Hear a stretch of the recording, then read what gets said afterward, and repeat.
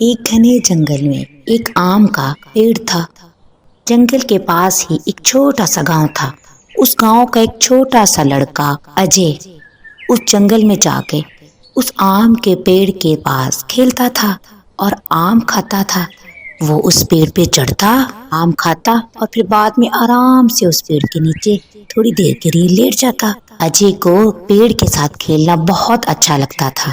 اس آم کے پیڑ کو بھی خوشی ہوتی۔ اب اجے روز اس پیڑ کے ساتھ آ کے کھیلتا تھا۔ ایک دن کی بات ہے، اجے جلدی جلدی اس پیڑ کے پاس گیا، بہت دکھی تھا۔ آم کے پیڑ نے کہا، اجے بیٹا میرے ساتھ کھیلو۔ رامو نے جواب دیا، اب میں بڑا ہو گیا ہوں، بچہ نہیں رہا کہ تمہارے ساتھ کھیلوں، مجھے اب کھلونے چاہیے۔ اجے نے کہا، اور کھلونے خریدنے کے لیے پیسوں کی ضرورت ہے۔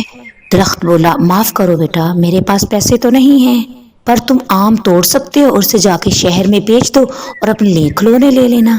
اجے یہ سنتے ہی بہت خوش ہوا اور اس نے اس پیڑ سے سارے آم اتار لیے اور جا کے شہر میں بیچ دیے اور بہت زیادہ سارے پیسے کمائے اور اس سے اپنے کھلونے خریدے۔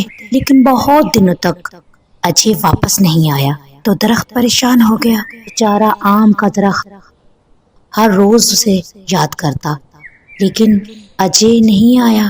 کچھ سالوں بعد اجے اب آدمی بن گیا تھا۔ پھر سے وہ اس آم کے پیڑ کے پاس اجے آیا۔ آم کا پیڑ خوش ہوا اور بولا، اجے بیٹا چلو آؤ اور میرے ساتھ کھیلو، مجھے تمہارے ساتھ کھیلنے کا ٹائم نہیں ہے اور ویسے بھی اب میں بڑا ہو گیا ہوں، مجھے اب میرے خاندان کے لیے کام کرنا ہے، ہمیں ایک گھر چاہیے، کیا تم میری مدد کر سکتے ہو؟ اجے نے کہا۔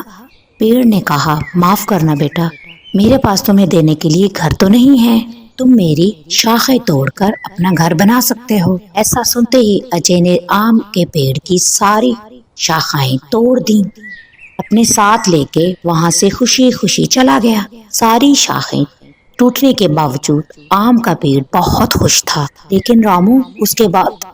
لیکن اجے اس کے بعد نہیں آیا اور پیڑ بیچارہ بہت دکھی ہوا۔ کچھ سالوں بعد گرمیوں کے دن میں اجے پھر سے اس پیڑ کے پاس آیا۔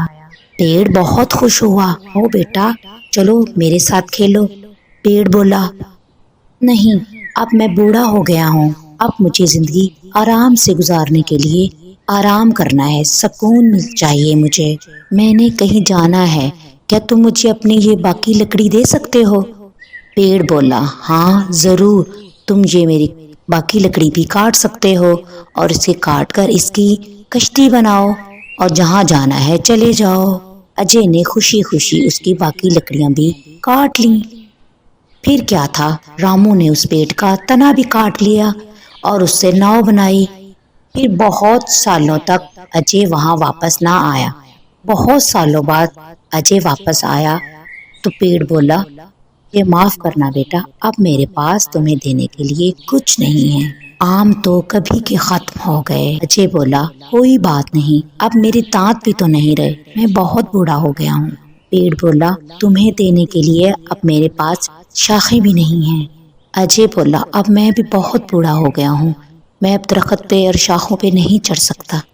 پیڑ بولا، میرے پاس سچ مچ کچھ نہیں بچا ہے تمہیں دینے کے لیے، یہ اب جڑ ہی رہ گئی ہے میرے پاس۔